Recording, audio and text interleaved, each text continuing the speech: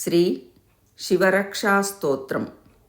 ചരിതം ദേവദേവസ്യ മഹാദേവസ്യ പാവനം അപാരം പരമോദാരം ചതുർവർഗസ്യ സാധനം ഗൗരീവിനായകോപേതം പഞ്ചവക്ത്രം ത്രിനേത്രകം ശിവം ധ്യാത്വാ ദശഭുജം ശിവരക്ഷാം പഠേന്നരഃ ഗംഗാധരഃ ശിരഃ പാതോ ഫാലമർധേന്ദുശേഖരഃ നയനെ മദനധ്വംസി കർണൗ സർപ്പവിഭൂഷണഃ ഘ്രാണം പാതു പുരാരാതിഃ മുഖം പാതു ജഗത്പതിഃ ജിഹ്വാം വാഗീശ്വരഃ പാതു കന്ധരാം ശിതികന്ധരഃ ശ്രീകണ്ഠഃ പാതു മേ കണ്ഠം സ്കന്ദൗ വിശ്വധുരന്ധരഃ ഭുജൗ ഭൂഭാരസംഹർത്താ കരൗ പാതു പിനാകധൃക് ഹൃദയം ശങ്കരഃ പാതു ജഠരം ഗിരിജാപതിഃ നാഭിം മൃത്യുഞ്ജയഃ പാതു കടിം വ്യാഘ്രാജിനാംബരഃ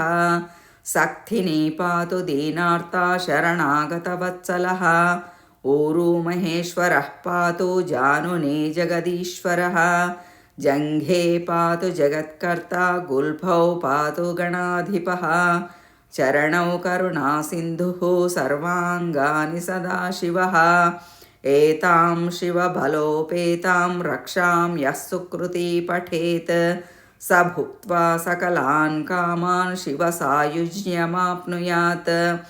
ഗ്രഹഭൂതപിശാചാദ്യാ ത്രൈലോക്യേ വിചരന്തി യേ ദൂരാദാശു പലായന്തെ ശിവനാമാഭിരക്ഷണാത്.